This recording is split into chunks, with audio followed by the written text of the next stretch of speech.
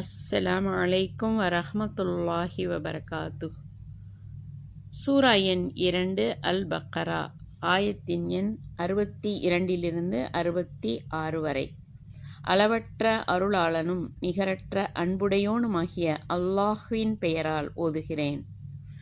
நம்பிக்கை கொண்டவர்களாயினும் யூதர்களாயினும் கிறிஸ்தவர்களாயினும் சாபியீன்களாயினும் எவர்கள் அல்லாஹ்வையும் இறுதி நாளையும் உண்மையாகவே நம்பிக்கை கொண்டு நற்செயல்களைச் செய்கிறார்களோ அவர்களுடைய கூலி அவர்களுடைய இறைவனிடத்தில் அவர்களுக்கு நிச்சயமாக உண்டு.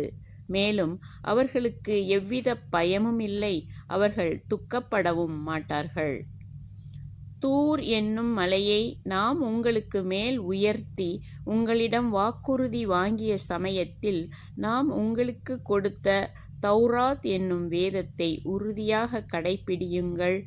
அதிலுள்ளதை எப்பொழுதும் சிந்தனையில் வையுங்கள். அதனால் நீங்கள் இறை அச்சமுடையவர்களாக ஆவீர்கள் என்று கூறினோம். இதற்கு பின்னும் நீங்கள் வாக்கு மாறிவிட்டீர்கள்.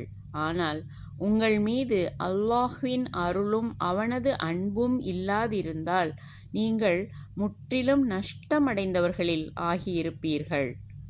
மேலும் சனிக்கிழமையில் மீன் பிடிக்காதீர்கள் என்ற தடையை உங்களில் எவர்கள் மீறிவிட்டார்கள் என்பதையும், அதற்காக நாம் அவர்களை நோக்கி நீங்கள் சிறுமைப்பட்ட குரங்குகளாகிவிடுங்கள் எனக் கூறினோம் என்பதையும் நீங்கள் தெளிவாக அறிந்தே இருக்கிறீர்கள்.